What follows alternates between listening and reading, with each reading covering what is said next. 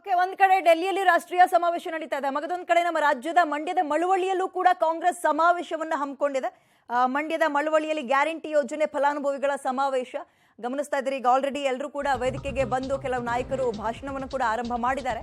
CM Siddaramaiah ನೇತೃತ್ವದಲ್ಲಿ ನಡೀತಾ ಇರುವಂತಹ ಸಮಾವೇಶ ಇದು. ಈ ಸಮಾರಂಭದ ಅಧ್ಯಕ್ಷತೆ ವಹಿಸಿರ್ತಕ್ಕಂಥ ನಿಮ್ಮೆಲ್ಲರ ಜನಪ್ರಿಯ ಶಾಸಕರು ಆದಂತ ಮಾನ್ಯ ನರೇಂದ್ರ ಸ್ವಾಮಿ ಅವರೇ, ಮಂಡ್ಯ ಜಿಲ್ಲಾ ಉಸ್ತುವಾರಿ ಸಚಿವರು ಹಾಗೂ ಕೃಷಿ ಸಚಿವರು ಆದಂತ ಶ್ರೀ ಚಲುವರಾಯ ಸ್ವಾಮಿ ಅವರೇ, ಸಚಿವರಾದಂತ ಸತೀಶ್ ಜಾರಕಿಹೊಳಿ ಅವರೇ, ಬೈರ್ತಿ ಸುರೇಶ್ ಅವರೇ,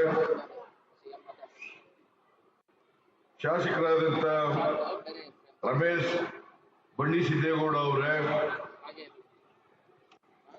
ಮೇಲ್ಮನೆಯ ಸದಸ್ಯರಾದಂತ ಮರ್ತಿಬೇಗೌಡ್ರೆ, ಶಾಸಕರಾದಂತ ಉದಯ್ ಅವರೇ, ರವಿ ಗಾಣಿಗ ಅವರೇ, ಮೇಲ್ಮನೆಯ ಸದಸ್ಯರಾದಂತ ಮಧು ಮಾದೇಗೌಡ ಅವರೇ, ಮೇಲ್ಮನೆಯ ಸದಸ್ಯರಾದಂತ ಮಂಜುನಾಥ್ ಭಂಡಾರಿ ಅವರೇ, ದಿನೇಶ್ ಕೂಳಿಗೌಡ ಅವರೇ, ಮಾಜಿ ಸಚಿವರಾದಂತ ಸೋಮಶೇಖರ್ ಅವರೇ,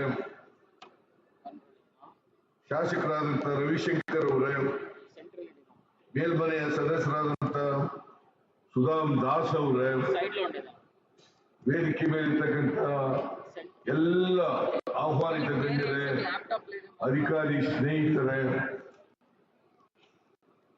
ಇಲ್ಲಿ ಆಗಮಿಸಿರ್ತಕ್ಕಂಥ ಎಲ್ಲ ಆತ್ಮೀಯ ಅಣ್ಣ ತಮ್ಮಂದಿರೇ, ಅಕ್ಕ ತಂಗಿಯರೇ, ಮಾಧ್ಯಮದ ಗೆಳೆಯರೇ, ಇವತ್ತು ಮಳವಳ್ಳಿ ಮತಕ್ಷೇತ್ರದಲ್ಲಿ ನರೇಂದ್ರ ಸ್ವಾಮಿಯವರ ನೇತೃತ್ವದಲ್ಲಿ ಸುಮಾರು 400 ಹೆಚ್ಚು ಕೋಟಿ ರೂಪಾಯಿಗಳಿಗೂ ಅಭಿವೃದ್ಧಿ ಕಾರ್ಯಕ್ರಮಗಳ ಪ್ರತಿನಿಧಿಸ್ತಾ ಇದ್ದಾರೆ ಅಂತಕ್ಕನ್ನೋದಕ್ಕೆ ಇವತ್ತಿನ ಕಾರ್ಯಕ್ರಮ ಸಾಕ್ಷಿ ಅಂತಕ್ಕಂಥದನ್ನ ಹೇಳಲಿಕ್ಕೆ ಬಯಸ್ತಾ ಇದ್ದೇನೆ. ನರೇಂದ್ರ ಸ್ವಾಮಿಯವರು ಎಲ್ಲ ಮಂತ್ರಿಗಳ ಜೊತೆಲೂ ಚೆನ್ನಾಗಿದ್ದಾರೆ, ಎಲ್ಲರ ಜೊತೆಲೂ ಸ್ನೇಹ ಚೆನ್ನಾಗಿದೆ. ಇದನ್ನ ಉಪಯೋಗಿಸಿಕೊಂಡು ಎಲ್ಲ ಇಲಾಖೆಗಳಲ್ಲೂ ಕೂಡ ಮಳವಳ್ಳಿ ಕ್ಷೇತ್ರಕ್ಕೆ ಸಂಬಂಧಪಟ್ಟಂತ ಅಭಿವೃದ್ಧಿ ಕಾರ್ಯಕ್ರಮಗಳನ್ನ ಮಂಜೂರು ಮಾಡಿಸ್ತಕ್ಕಂಥ ಕೆಲಸವನ್ನ ಮಾಡ್ತಾರೆ ಅಂತಕ್ಕಂಥ ಮಾತುಗಳನ್ನ ಹೇಳಲಿಕ್ಕೆ ಬಯಸ್ತಾ ಇದ್ದೇನೆ. ಇವೆಲ್ಲ ಮಳವಳ್ಳಿ ಜನರು ನರೇಂದ್ರ ಸ್ವಾಮಿ ಅವರನ್ನ ಮಂತ್ರಿ ಮಾಡಿ ಅಂತ ಕೇಳ್ತಾ ಇದ್ದೀವಿ. ಮಂತ್ರಿ ಮಾಡಲಿಕ್ಕೆ ಖಾಲಿ ಇಲ್ಲ, ಈಗ ಕೂತ್ಗಳಿಗೆ.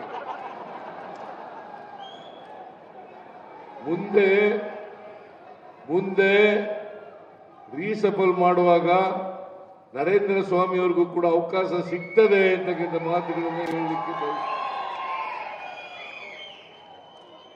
ಆದ್ರಿಂದ ಈಗ ನೀವು ಒತ್ತಾಯ ಮಾಡ್ತಕ್ಕಂಥದ್ದು ಅದು ನ್ಯಾಯಯುತವಾಗಿದ್ರೂ ಕೂಡ ಇದು ಸಮಯವಲ್ಲ ಅಂತಕ್ಕಂಥ ಮಾತುಗಳನ್ನು ಹೇಳಲಿಕ್ಕೆ ಬಯಸ್ತಾ ಇದ್ದೇನೆ. ಮಳವಳ್ಳಿ ಕ್ಷೇತ್ರದ ಜನತೆ ಯಾವಾಗಲೂ ಕೂಡ ನಮ್ಮ ಅಭ್ಯರ್ಥಿಗಳನ್ನ ಬೆಂಬಲಿಸತಕ್ಕಂಥ ಕೆಲಸವನ್ನ ಮಾಡ್ತಾ ಇದ್ದೀರಿ. ಕಳೆದ ಚುನಾವಣೆಯಲ್ಲಿ, ವಿಧಾನಸಭಾ ಚುನಾವಣೆಯಲ್ಲಿ ಮಂಡ್ಯ ಜಿಲ್ಲೆಯ ಜನ, ಮಳವಳ್ಳಿ ಕ್ಷೇತ್ರದ ಜನ ಕಾಂಗ್ರೆಸ್ ಪರವಾಗಿ ವೋಟ್ ಹಾಕಿದ್ರಿಂದ, ನೀವು ಆಶೀರ್ವಾದ ಮಾಡಿದ್ರಿಂದ ನಮ್ಮ ಪಕ್ಷ ಗೆದ್ದಿದೆ. ಅದಕ್ಕಾಗಿ ನಿಮ್ಮೆಲ್ಲರಿಗೂ ಕೂಡ ಕೃತಜ್ಞತೆಗಳನ್ನು ಸಲ್ಲಿಸಲಿಕ್ಕೆ ಬಯಸ್ತಾ ಇದ್ದೇನೆ. ಜೊತೆಗೆ ಮಳವಳ್ಳಿ ಕ್ಷೇತ್ರದ ಜನ ನಾನು ಯಾವಾಗ ಹೇಳಿದ್ರು ಕೂಡ ಇವತ್ತು ನನಗೆ ಆಶೀರ್ವಾದ ಮಾಡ್ತಾ ಬಂದಿದ್ದೀರಿ, ನಮ್ಮ ಅಭ್ಯರ್ಥಿಗೆ ಆಶೀರ್ವಾದ ಮಾಡ್ತಾ ಇದ್ದೀರಿ. ಅದಕ್ಕೋಸ್ಕರ ಮಳವಳ್ಳಿ ಕ್ಷೇತ್ರದ ಜನತೆಗೆ ವಿಶೇಷವಾದಂತಹ ನಮಸ್ಕಾರಗಳನ್ನು ಹೇಳಲಿಕ್ಕೆ ಬಯಸ್ತಾ ಇದ್ದೇನೆ.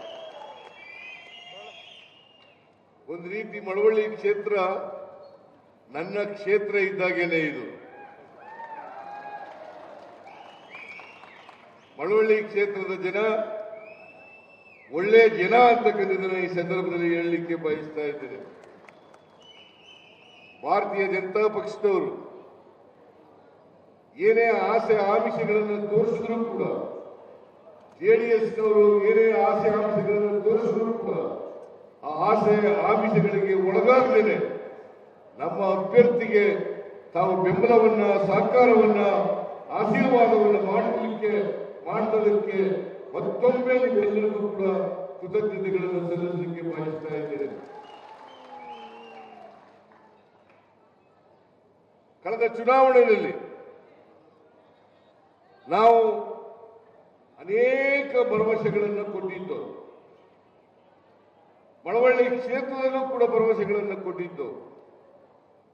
ಅದರ ಅನುಗುಣವಾಗಿ ಇವತ್ತು 470 ಕೋಟಿ ರೂಪಾಯಿಗಳ ಅಂದಾಜಿನ ಅಭಿವೃದ್ಧಿ ಕಾರ್ಯಕ್ರಮಗಳನ್ನ ಮಳವಳ್ಳಿನಲ್ಲಿ ಮಾಡ್ತಾ ಇದ್ದೇವೆ. ಇದು ಸಾಲದೆಂಬಂತೆ ನರೇಂದ್ರ ಸ್ವಾಮಿಯವರು ಒಂದು ಮನವಿಯನ್ನು ಕೊಟ್ಟಿದ್ದಾರೆ. ಏನೇನು ಮಾಡಬೇಕು ಮಳವಳ್ಳಿ ಕ್ಷೇತ್ರಕ್ಕೆ ಅಂತಕ್ಕಂಥ ಮನವಿಯನ್ನು ಕೊಟ್ಟಿದ್ದಾರೆ. ನಾನು ಆ ಮನವಿಯನ್ನು ಸ್ವೀಕಾರ ಮಾಡಿದ್ದೇನೆ. ಆ ಮನವಿಯಲ್ಲಿ ಹೇಳಿರ್ತಕ್ಕಂಥ ಕೆಲಸಗಳಿಗೆ ಅನುದಾನ ಕೊಡ್ತಕ್ಕಂಥ ಕೆಲಸವನ್ನ ಮಾಡುತ್ತೇನೆ ಅಂತಕ್ಕಂಥ ಮಾತುಗಳನ್ನು ಕೂಡ ಈ ಸಂದರ್ಭದಲ್ಲಿ ಬಯಸ್ತೇನೆ.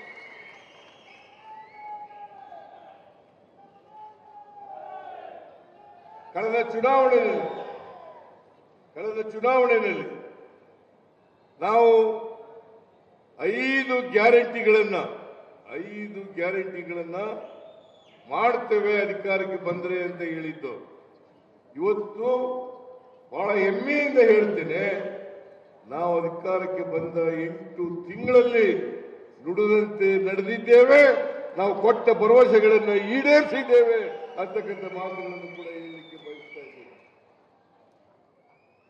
ನಾವು ಭಾರತೀಯ ಜನತಾ ಪಕ್ಷದ ರೀತಿಯಲ್ಲಿ, ಜೆಡಿಎಸ್ ಪಕ್ಷದ ರೀತಿಯಲ್ಲಿ ಕೊಟ್ಟ ಮಾತಿಗೆ ತಪ್ಪಿಸಿಕೊಳ್ಳೋರಲ್ಲ. ಏನ್ ಮಾತು ಕೊಡ್ತೇವೆ ಚುನಾವಣಾ ಸಂದರ್ಭದಲ್ಲಿ ಅವನ್ನ 100ಕ್ಕೆ 100 ಈಡೇರಿಸ್ತಕ್ಕಂಥ ಕೆಲಸವನ್ನ ಮಾಡುತ್ತೇವೆ. ಈಗ ನರೇಂದ್ರ ಸ್ವಾಮಿ ಅವರು ಹೇಳ್ತಾ ಇದ್ರು, ಹನಿ ನೀರಾವರಿ ಯೋಜನೆ ನಾನೇ ಅದನ್ನ ಮಂಜೂರು ಮಾಡಿದ್ದದ್ದು, ಅದನ್ನ ನೀವೇ ಉದ್ಘಾಟನೆ ಮಾಡಬೇಕು, ಅದನ್ನ ಪೂರ್ಣಗೊಳಿಸಿ ಉದ್ಘಾಟನೆಗೆ ಕರೀತೇನೆ ಅಂತಕ್ಕಂಥ ಮಾತುಗಳನ್ನು ಹೇಳಿದ್ರು. ಬಹಳ ಸಂತೋಷ. ನಾನೇ ಬಂದು ಆ ಕಾರ್ಯಕ್ರಮವನ್ನ, ಯೋಜನೆಯನ್ನ ಉದ್ಘಾಟನೆ ಮಾಡ್ತೇನೆ.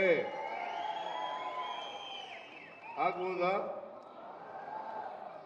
ಆ ಊಟ ಮಾಡಕ್ ಹೋಗಿದಾರೆಲ್ಲ ಬರಕ್ ಹೇಳಿ, ಅವ್ರನ್ನೆಲ್ಲ ಆ ಊಟ ಮಾಡಕ್ ಹೋಗಿರೋದೆಲ್ಲ ಬರಕ್ ಹೇಳಿ. ಇನ್ನೊಂದು ಅರ್ಧ ಗಂಟೆ ಕೂತ್ಕೊಳ್ಳಿ. ಎಲ್ಲ ಅರ್ಧ ಗಂಟೆ ಕೂತ್ ಬಂದ್ರೆ ನಾನು ಭಾಷಣ ಮಾಡ್ತೀನಿ. ಇಲ್ಲ ನೀವು ಊಟ ಮಾಡಕ್ಕೆ ಎದ್ದು ಅಂದ್ರೆ ನಾನು ಭಾಷಣ ಮುಗಿಸ್ಬಿಡ್ತೇನೆ. ಇರ್ತೀರಾ?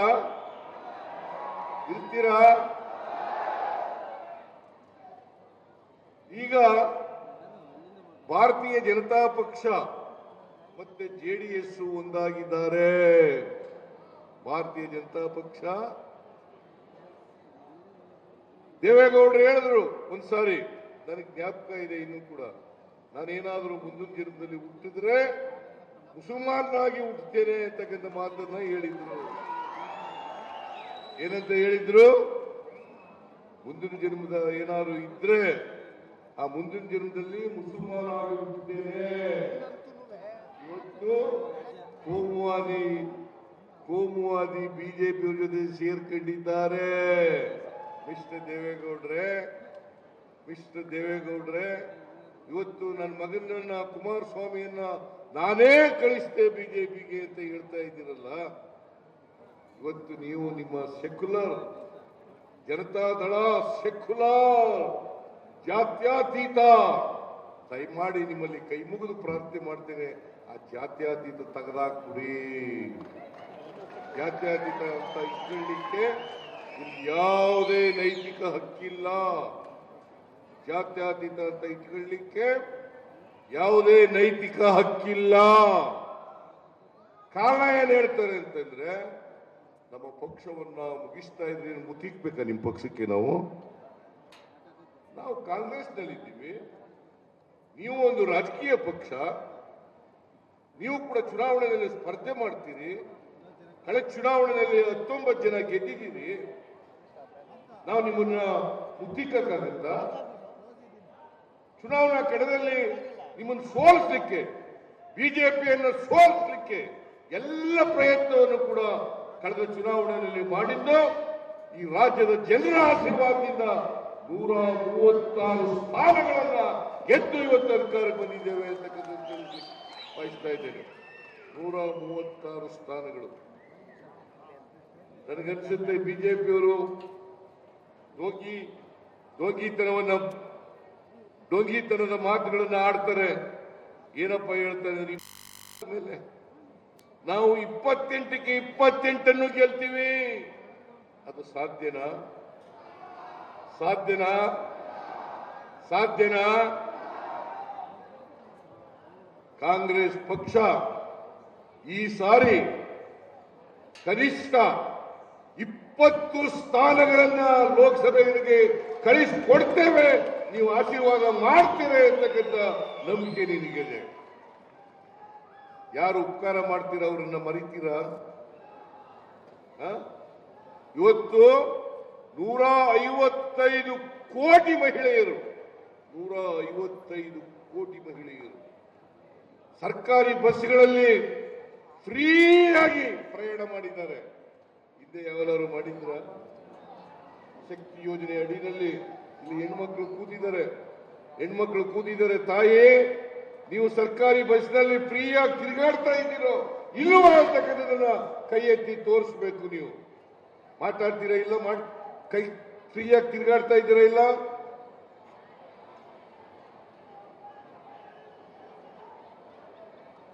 ಫ್ರೀಯಾಗಿ ತಿರುಗಾಡ್ತೀರಾ ಇಲ್ಲ? 155 ಕೋಟಿ ಮಹಿಳೆಯರು, 155 ಕೋಟಿ ಮಹಿಳೆಯರು ಜೂನ್ 11ನೇ ತಾರೀಕಿನಿಂದ ಇವತ್ತಿನವರೆಗೆ ಪ್ರತಿ ದಿನ ಸುಮಾರು 60 ಲಕ್ಷ ಮಹಿಳೆಯರು, ಪ್ರತಿ ದಿನ 60 ಲಕ್ಷ ಮಹಿಳೆಯರು ಫ್ರೀಯಾಗಿ ತಿರುಗಾಡ್ತಾ ಇದ್ದಾರೆ. ಹಿಂದೆ ಯಾವೆಲ್ಲರೂ ಮಾಡಿದ್ರ? ಭಾರತೀಯ ಜನತಾ ಪಕ್ಷದವರು ಮಾಡಿದ್ರ? ಕುಮಾರಸ್ವಾಮಿ ಮಾಡಿದ್ರ? ದೇವೇಗೌಡ ಮಾಡಿದ್ರ? ಇದನ್ನ ಈ ಸಿದ್ದರಾಮಯ್ಯನವರ ಸರ್ಕಾರ ಮಾಡಿರ್ತಕ್ಕಂಥದ್ದು ಅನ್ನೋದನ್ನ ನೀವು ಯಾರು ಕೂಡ ಮರಿಬಾರದು ಅಂತ ಹೇಳಲಿಕ್ಕೆ ಬಯಸ್ತಾ ಇದ್ದೇನೆ. ಅನ್ನಭಾಗ್ಯ ಕಾರ್ಯಕ್ರಮ ಕೊಟ್ಟವ್ರು ಯಾರು? 7 ಕೆಜಿ ಅಕ್ಕಿಯನ್ನು ಫ್ರೀಯಾಗಿ ಕೊಡ್ತಿದ್ದವ್ರು ಯಾರು? ನಮ್ಮ ಜನರು ಯಾರು ಹಸಿದು ಮಲಗಬಾರದು, 2 ಹೊತ್ತು ಊಟ ಮಾಡಲೇಬೇಕು ಅಂತೇಳಿ, ಕರ್ನಾಟಕ ಹಸಿವು ಮುಕ್ತ ರಾಜ್ಯ ಆಗಬೇಕು ಅಂತೇಳಿ ಇವತ್ತು 5 ಕೆಜಿ ಜೊತೆಗೆ ಇನ್ನ 5 ಕೆಜಿಯನ್ನು ಕೊಡ್ತೇವೆ ಅಂತೇಳಿ ಚುನಾವಣಾ ಪೂರ್ವದಲ್ಲಿ ನಾವು ಭರವಸೆಯನ್ನು ಕೊಟ್ಟಿದ್ದು. ಅದರಂತೆ ಕೇಂದ್ರ ಸರ್ಕಾರದ ಅಸಹಕಾರದ ನಡುವೆಯೂ ಕೂಡ ಅಕ್ಕಿ ಕೊಡ್ಲಿಲ್ಲ. ಅವರು ಕೊಡ್ತೀವಿ ಅಂತೇಳಿ ಕೊಡ್ಲಿಲ್ಲ, ಅಕ್ಕಿ ಇಟ್ಕೊಂಡು ಕೊಡ್ಲಿಲ್ಲ. ಪುಕ್ಕಾಟೆ ಕೊಡಬೇಡ್ರಿ, 1 ಕೆಜಿ ಅಕ್ಕಿಗೆ 34 ರೂಪಾಯಿ ಕೊಡ್ತೀವಿ, ಕೊಡ್ರಿ, ಬಡವರಿಗೆ ಕೊಡಬೇಕು, ಬಡವರ ಹೊಟ್ಟೆ ತುಂಬಿಸ್ಬೇಕು ಅಂತ ಹೇಳಿದ್ರ ಕೊಡ್ಲಿಲ್ಲ. ಇಂಥ ಬಿಜೆಪಿಗೆ ಓಟ್ ಹಾಕ್ತೀರಾ? ಬಡವರಿಗೆ ಅಕ್ಕಿ ಕೊಡದೆ ಇರ್ತಕ್ಕಂಥ ಈ ಬಿಜೆಪಿಗೆ ಇವತ್ತು ಯಾವ ಕಾರಣಕ್ಕೂ ಕೂಡ ಓಟ್ ಹಾಕಬಾರದು, ಜೆಡಿಎಸ್ನವರಿಗೆ ಹಾಕಬಾರದು. ಈಗ ಕುಮಾರಸ್ವಾಮಿ ಅಶೋಕ ಜೊತೆಯಾಗ್ಬಿಟ್ಟಿದ್ದಾರೆ. ಕುಮಾರಸ್ವಾಮಿ ಅಶೋಕ. ನಾನು ಇವತ್ತು ಅನೇಕ ಗ್ಯಾರಂಟಿಗಳನ್ನು ಕೊಟ್ಟದನ್ನ ಅದು ವಿಫಲ ಆಗಿದೆ. ನರೇಂದ್ರ ಮೋದಿ ಅವರು ಹೇಳಿದ್ರು, ಈ ಗ್ಯಾರಂಟಿಗಳನ್ನು ಘೋಷಣೆ ಮಾಡಿದಾಗ ಈ ಗ್ಯಾರಂಟಿಗಳನ್ನು ಜಾರಿ ಮಾಡ್ಲಿಕ್ಕೆ ಸಾಧ್ಯ ಇಲ್ಲ. ಒಂದು ವೇಳೆ ಮಾಡಿದ್ರೆ ಕರ್ನಾಟಕ ರಾಜ್ಯ ಆರ್ಥಿಕವಾಗಿ ದಿವಾಳಿಯಾಗುತ್ತದೆ, ಪಾಪರಾಗ್ಬಿಡ್ತದೆ. ನರೇಂದ್ರ ಮೋದಿ ಅವರು ರಾಜಸ್ಥಾನದಲ್ಲಿ ಭಾಷಣ ಕರ್ನಾಟಕದ ಭಾರತೀಯ ಜನತಾ ಪಕ್ಷದ ಮುಖಂಡರು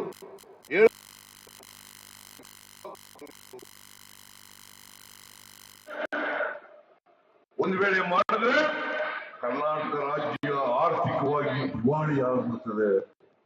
ದಿವಾಳಿಯಾಗ್ಬಿಡ್ತದೆ, ಪಾಪರಾಗ್ಬಿಡ್ತದೆ ಅಂತೇಳಿ ಇದೇ ನರೇಂದ್ರ ಮೋದಿ ಅವರು ರಾಜಸ್ಥಾನದಲ್ಲಿ ಭಾಷಣ ಮಾಡಿದ್ರು. ಕರ್ನಾಟಕದ ಭಾರತೀಯ ಜನತಾ ಪಕ್ಷದ ಮುಖಂಡರುಗಳು ಹೇಳಿದ್ರು, ವಿಫಲ ಆಗ್ಬಿಡ್ತು, ಇದು ವಿಫಲ ಆಗ್ಬಿಡ್ತು. ಈಗ ಓದ್ಕೊಳಪ್ಪ,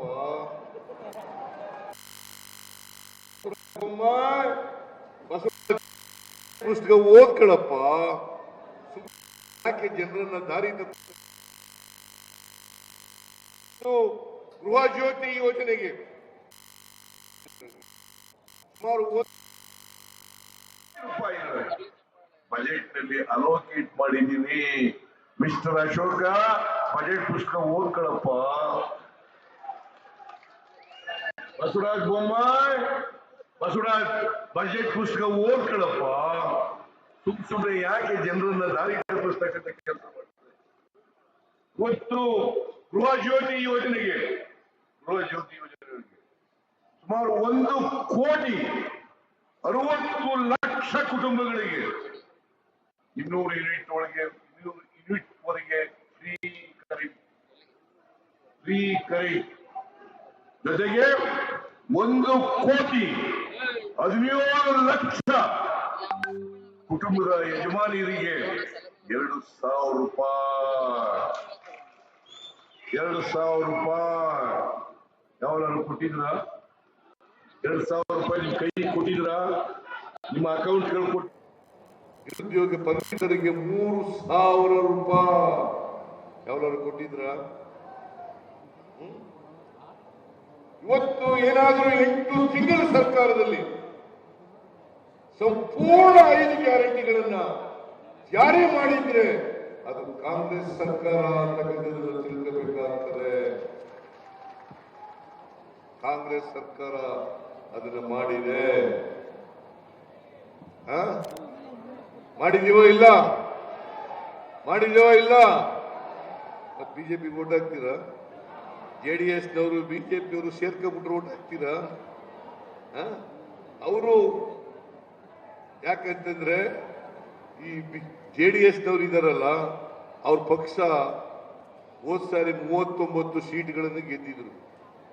ಕಳೆದ ಚುನಾವಣೆಯಲ್ಲಿ 19 ಸೀಟ್ಗಳು ಗೆದ್ದುಬಿಟ್ರು, 20 ಸೀಟ್ಗಳು ಕಡಿಮೆ ಆಗಿದೆ. ಪೂರ್ಣ ಜೀರೋ ಆಗ್ಬಿಡ್ತದೆ ಅಂತೇಳಿ ಬಿಜೆಪಿ ಜೊತೆ ಸೇರ್ಕೊಂಡ್ಬಿಟ್ಟಿದ್ದಾರೆ. ಯಾಕಂತಂದ್ರೆ ಅನೇಕ ಜನ ಜೆಡಿಎಸ್ MLAಗಳು ಜೆಡಿಎಸ್ ಅನ್ನ ತೊರೆಯಲಿಕ್ಕೆ ತಯಾರಾಗ್ಬಿಟ್ಟಿದ್ರು.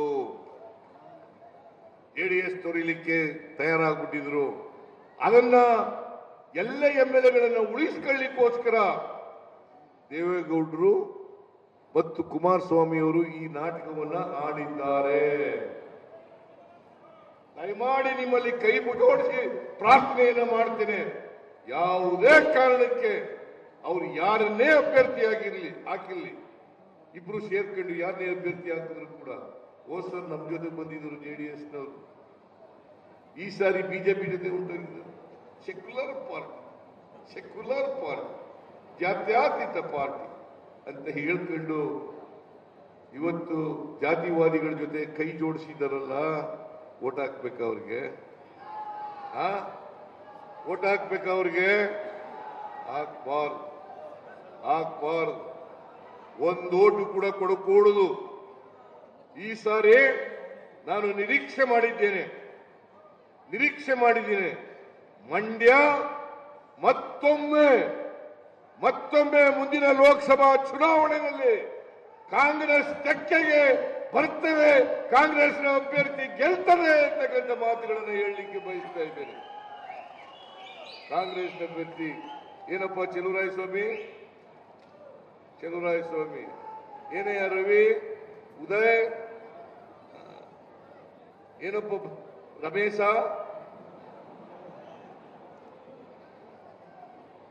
ಏನು ನರೇಂದ್ರ ಸ್ವಾಮಿ,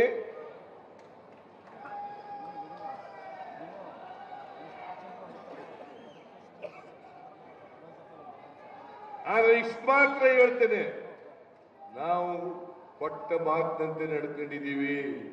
ಹಿಂದೇನೂ ಕೂಡ 2013ರಿಂದ 2018ರವರೆಗೆ ಇದ್ದಾಗ 165 ಭರವಸೆಗಳನ್ನು ಕೊಟ್ಟಿದ್ದು. 165 ಭರವಸೆಗಳಲ್ಲಿ 158 ಭರವಸೆಗಳನ್ನು ಈಡೇರಿಸಿತು. ಅದರ ಒಂದು ಕಳೆದ 2018 ಚುನಾವಣೆಯಲ್ಲಿ ನಾವು ಮಾಡದನ್ನ ಜನರಿಗೆ ಹೇಳಲಿಲ್ಲ, ಸರಿಯಾದ ರೀತಿಯಲ್ಲಿ ಜನರಿಗೆ ತಲುಪಿಸ್ತಕ್ಕಂಥ ಕೆಲಸವನ್ನು ಮಾಡಲಿಲ್ಲ. ಹಾಗಾಗಿ ನರೇಂದ್ರ ಸ್ವಾಮಿನೂ ಕೂಡ ಸೋಲ್ಬೇಕಾ ಬಂತು. ಈ ಸಾರಿ ಹಿಂದೆ ಮಾಡದಂತ ತಪ್ಪನ್ನ ತಿದ್ಕೊಂಡು ನಾವು ಮಾಡದಂತ ಕೆಲಸವನ್ನ ಜನರಿಗೆ ಸತ್ಯ ಹೇಳ್ತಕ್ಕಂಥ ಕೆಲಸವನ್ನ ಮಾಡಿ ಅಂತ ಹೇಳಿದ್ದೀನಿ. ನಮ್ಮ ಕಾರ್ಯಕರ್ತರಿಗೆ ಸುಳ್ಳು ಹೇಳಬೇಡಿ. ಬಿಜೆಪಿಯವರ ರೀತಿಯಲ್ಲಿ, ಜೆಡಿಎಸ್ನವ್ರ ರೀತಿಯಲ್ಲಿ ಸುಳ್ಳು ಹೇಳಬೇಡಿ, ಸತ್ಯ ಹೇಳಿ, ನಾವು ಮಾಡದನ್ನ ಹೇಳಿ. ಜನ ನಮ್ಮನ್ನ ಕೈ ಬಿಡಲ್ಲ. ನೀವು ಕೈ ಬಿಡ್ತೀರಾ? ಕೈ ಬಿಡ್ತೀರಾ? ಕೈ ಬಿಡಲ್ಲ ಅಂತ ಗೊತ್ತು, ವಿಶ್ವಾಸ ಇದೆ, ನನಗೆ ನಂಬಿಕೆ ಇದೆ. ಅದರಿಂದ ನಾನು ಹೆಚ್ಚು ಮಾತನಾಡ್ಲಿಕ್ಕೆ ಹೋಗಲ್ಲ. ಇವತ್ತು ಅನೇಕ ಅಭಿವೃದ್ಧಿ ಕೆಲಸಗಳು ಕೇಳ್ತೀನಿ ನಾನು. ಕುಮಾರಸ್ವಾಮಿ ಅವರೇ, ನೀವು ಮುಖ್ಯಮಂತ್ರಿ ಆಗಿದ್ರಿ 2 ಬಾರಿ, ದೇವೇಗೌಡರೇ ನೀವು ಮುಖ್ಯಮಂತ್ರಿ ಆಗಿದ್ರಿ, ಏನ್ ನಿಮ್ ಕೊಡುಗೆ ಏನು ಮಳವಳ್ಳಿಗೆ? What is your contribution to Malavalli? ಏನ್ ಕೊಡುಗೆ ಕೊಟ್ಟಿದ್ದೀರಿ ಹೇಳಿ ನೋಡೋಣ. ಏನ್ ಸುಮ್ಮನೆ ಓಟ್ ಹಾಕ್ಬೇಕಾ? ಏನು ಕೆಲಸ ಮಾಡಿರ್ಬೇಕಲ್ಲ. ಬಿಜೆಪಿ ಅವ್ರಿಗೆ ಏನ್ ಕೊಡುಗೆ? What is their contribution? ನಾನು ಹಿಂದೆ ಇದ್ದಾಗಲೂ ಕೂಡ ನರೇಂದ್ರ ಸ್ವಾಮಿ MLA ಆಗಿದ್ರು. ಅವ್ರು ಹೇಳಿದಂತ ಎಲ್ಲ ಕೆಲಸಗಳನ್ನು ಕೂಡ ಮಾಡಿಕೊಟ್ಟಿದ್ದೆ ಮಳವಳ್ಳಿಗೆ.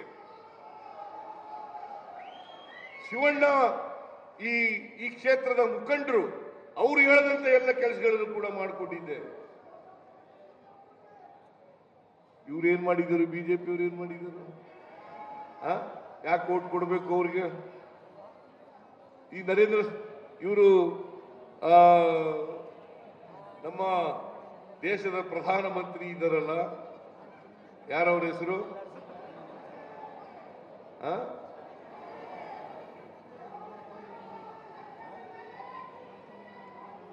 ಬರೀ ಸುಳ್ಳೇ ಹೇಳೋದು ಬಿಜೆಪಿ. ಇನ್ನೊಂದು ಅದರ ಅನ್ವರ್ಥ ನಾಮ ಏನಪ್ಪಾ ಅಂದ್ರೆ ಸುಳ್ಳಿನ ಪಾರ್ಟಿ. ಇನ್ನೊಂದು ಅನ್ವರ್ಥ ನಾಮ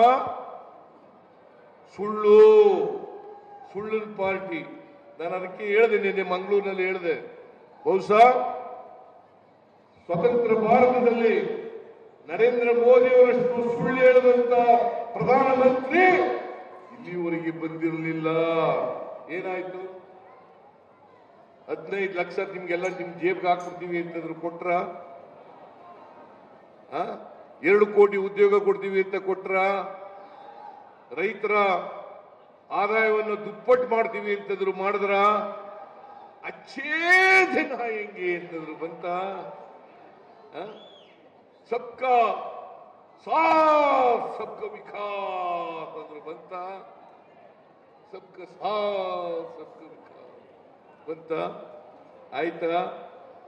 ಯತ್ನಾಳ್ ಹೇಳ್ತಾರೆ, ಟೋಪಿ ಹಾಕಿರೋರು, ಬುರ್ಕಾ ಹಾಕಿರೋರು ನಮ್ಮ ಆಫೀಸಿಗೆ ಬರಬೇಡಿ. ಅದು ನರೇಂದ್ರ ಮೋದಿ ಹೇಳ್ತಾರೆ, ಸಬ್ಕಾ ಸಾಥ್ ಸಬ್ಕಾ ವಿಕಾಸ್. ಇವತ್ತು ನಾವು 5 ಗ್ಯಾರಂಟಿಗಳು ಕೊಟ್ಟಿದ್ದೀವಿ. ಶಕ್ತಿ ಯೋಜನೆ, ಗೃಹ ಜ್ಯೋತಿ, ಗೃಹಲಕ್ಷ್ಮಿ, ಅನ್ನಭಾಗ್ಯ, ಯುವ ನಿಧಿ, ಇದು ಎಲ್ಲ ಜಾತಿಯವರು, ಪಾಪ ಬಿಜೆಪಿಯವ್ರಿಗೂ ಕೊಡ್ತಾ ಇದ್ದೀವಿ ನಾವು. ಯಾವುದೇ ಧರ್ಮ ಜಾತಿ ಇದ್ದೇನೆ ಎಲ್ಲರಿಗೂ, ಎಲ್ಲ ಬಡವರಿಗೂ ಕೂಡ ಕೊಡ್ತಾ ಇದ್ದೀವಿ. ಎಲ್ಲ ಬಡವರಿಗೂ ಕೂಡ ಕೊಡ್ತಾ ಇದ್ದೀವಿ. ನಾವು ಯಾವತ್ತೂ ಕೂಡ ಸಬ್ಕಾ ಸಾಥ್ ಸಬ್ಕಾ ವಿಕಾಸ್ ಸಬ್ಕಾ ವಿಶ್ವಾಸ್ ಅಂತ ಹೇಳಿ ಎಲ್ಲರನ್ನು ಒಳಗೊಂಡ ಈ ದೇಶ ಎಲ್ಲರ ದೇಶ, 143 ಕೋಟಿ ಜನರ ದೇಶ, 7 ಕೋಟಿ ಕನ್ನಡಿಗರ ಕರ್ನಾಟಕ. ನಾವು ತೆರಿಗೆ ಹಂಚಿಕೆಯಲ್ಲಿ ಅನ್ಯಾಯ ಆಗಿದೆ ಅಂತಂದ್ರೆ ಆ ಬಿಜೆಪಿಯವರು, ಕೇಂದ್ರ ಸರ್ಕಾರದವರು ಏನು ಸುಳ್ಳು ಹೇಳ್ತಾರೆ ಅದನ್ನೇ ಇಲ್ಲಿ ರಿಪೀಟ್ ಮಾಡ್ತಾರೆ. ಅದ್ರ ಜೊತೆಗೆ ಈಗ ಕುಮಾರಸ್ವಾಮಿ ಬೇರೆ ಸೇರ್ಕೊಂಡ್ಬಿಟ್ಟಿದ್ದಾರೆ. ಇದು ಕರ್ನಾಟಕ 7 ಕೋಟಿ ಕನ್ನಡಿಗರಿಗೆ ಅನ್ಯಾಯ ಆದರೆ ನಿಮಗೆಲ್ಲ ಅನ್ಯಾಯ ಆದಾಗಲ್ವಾ? ತೆರಿಗೆ ಕೇಳಬೇಕಾ ಬೇಡ? ನಾವು 100 ರೂಪಾಯಿ ತೆರಿಗೆ ಕೊಟ್ಟರೆ ಕೇಂದ್ರಕ್ಕೆ ನಮಗೆ ವಾಪಸ್ ಬರೋದು ಅದು 3 ರೂಪಾಯಿ ಮಾತ್ರ. ಇದು ನ್ಯಾಯನೋ? 87 ರೂಪಾಯಿ ಕೇಂದ್ರ ಸರ್ಕಾರ ಇಟ್ಕೊಳ್ತದೆ. 87 ರೂಪಾಯಿ. 100 ರೂಪಾಯಿ ತೆರಿಗೆ ಕಲೆಕ್ಟ್ ಮಾಡಿಕೊಟ್ರೆ ನಮಗೆ ವಾಪಸ್ ಬರ್ತಕ್ಕಂಥದ್ದು ಕೇವಲ 3 ರೂಪಾಯಿ. ನಾವು 50 ರೂಪಾಯಿನಾದ್ರು ಕೊಡ್ರಿ ನಮಗೆ, ನೀವು 50 ರೂಪಾಯಿ ಇಟ್ಕೊಂಡ್ರಪ್ಪ. ಒಂದು ವರ್ಷಕ್ಕೆ 4,30,000 ಕೋಟಿ. ಈ ವರ್ಷ 23-24ಕ್ಕೆ ಮತ್ತಿಬೇಗೌಡ 4,30,000 ಕೋಟಿ ರೂಪಾಯಿ ತೆರಿಗೆ ವಸೂಲಾಗ್ತದೆ ಕರ್ನಾಟಕದಿಂದ. ಕರ್ನಾಟಕ ಇಡೀ ದೇಶದಲ್ಲಿ 2ನೇ ಸ್ಥಾನದಲ್ಲಿರ್ತಕ್ಕಂಥದ್ದು ತೆರಿಗೆ ವಸೂಲಿನಲ್ಲಿ. ನಮಗೆ ಬರ್ತಕ್ಕಂಥದ್ದು ಕೇವಲ 50,257 ಕೋಟಿ ರೂಪಾಯಿ ಮಾತ್ರ. ಸಾಕ? ನಾವು ಸುಮ್ಮನಿರ್ಬೇಕಾ? Is it not our duty? ನಮ್ಗೆ ಅನ್ಯಾಯ ಆಗ್ತಾ ಇದೆ, ಕನ್ನಡಿಗರಿಗೆ ಅನ್ಯಾಯ ಆಗ್ತಾ ಇದೆ, ನೀವು ಸರಿಯಾಗಿ ಕೊಡ್ತಾ ಇಲ್ಲ ಅಂತೇಳಿ ಡೆಲ್ಲಿನಲ್ಲಿ ಪ್ರತಿಭಟನೆ ಮಾಡಿದ್ರೆ ನಾವು ಪ್ರತಿಭಟನೆ ಮಾಡೋದು ಸರಿ ಇಲ್ಲ ಅಂತೇಳಿ ಬಿಜೆಪಿಯವರು ಹೇಳ್ತಾರೆ. ನಮಗೆ ಅವಮಾನ ಆಯಿತು ಅಂತ ಹೇಳ್ತಾರೆ. ಇದು ಕನ್ನಡಿಗರಿಗೆ ಮಾಡ್ತಕ್ಕಂಥ ದ್ರೋಹ ಅಲ್ವಾ? ಈ ದ್ರೋಹದ ವಿರುದ್ಧ ನಾವು ಹೋರಾಟ ಮಾಡಬೇಕಾ ಬೇಡ? ಈ ದ್ರೋಹದ ವಿರುದ್ಧ ಅವರಿಗೆ ಪಾಠ ಕಲಿಸಬೇಕು ಅಂತಂದ್ರೆ ಬರ್ತಕ್ಕಂಥ ಲೋಕಸಭಾ ಚುನಾವಣೆಯಲ್ಲಿ ಕಾಂಗ್ರೆಸ್ ಪಕ್ಷಕ್ಕೆ ತಾವೆಲ್ಲ ಬೆಂಬಲ ನೀಡಿ ಬಿಜೆಪಿ ಜೆಡಿಎಸ್ ಅಭ್ಯರ್ಥಿಯನ್ನ ಸೋಲಿಸಿದಾಗ ಮಾತ್ರ ಅವರು ಪಾಠ ಕಲಿಸಿದಾಗ ಆಗ್ತದೆ. ಆ ಪಾಠವನ್ನ ಬರ್ತಕ್ಕಂಥ ಚುನಾವಣೆಯಲ್ಲಿ ಮಾಡಬೇಕು ಅಂತೇಳಿ ನಿಮ್ಮಲ್ಲಿ ಕೇಳ್ಕೊಂಡು ನಾನು ಹೆಚ್ಚು ಭಾಷಣ ಮಾಡೋಕ್ಕೆ ಹೋಗಲ್ಲ. ಈಗ ಗಂಟೆಗಟ್ಟಲೆ ಭಾಷಣ ಮಾಡಬಹುದು, ಆದ್ರೆ ಮಾಡಕ್ ಹೋಗಲ್ಲ. ನೀವು ಎಂದಿನಂತೆ ಎಲ್ಲ ಚುನಾವಣೆಗಳಲ್ಲಿ ಆಶೀರ್ವಾದ ಮಾಡದಂತೆ ಮುಂದೇನೂ ಕೂಡ ನಮ್ಮ ನರೇಂದ್ರ ಸ್ವಾಮಿ ಅವರಿಗೆ, ನಮ್ಮ ಪಕ್ಷಕ್ಕೆ, ನನಗೆ ನೀವೆಲ್ಲರೂ ಕೂಡ ಆಶೀರ್ವಾದ ಮಾಡಬೇಕು ಅಂತೇಳಿ ನಿಮ್ಮಲ್ಲಿ ಕಳಕಳಿಯಿಂದ ಪ್ರಾರ್ಥನೆ ಮಾಡಿ ಈ ಅಭಿವೃದ್ಧಿ ಕಾರ್ಯಕ್ರಮಗಳ ಶಂಕುಸ್ಥಾಪನೆಯನ್ನು ಅತ್ಯಂತ ಸಂತೋಷದಿಂದ ನೆರವೇರಿಸಿದ್ದೇನೆ ಅಂತೇಳಿ ನಿಮ್ಗೆಲ್ಲ ನಮಸ್ಕಾರ ಮಾಡಿ ನಾನು ಮಾತು ಮುಗಿಸ್ತೇನೆ. ಜೈ ಹಿಂದ್, ಜೈ ಕರ್ನಾಟಕ.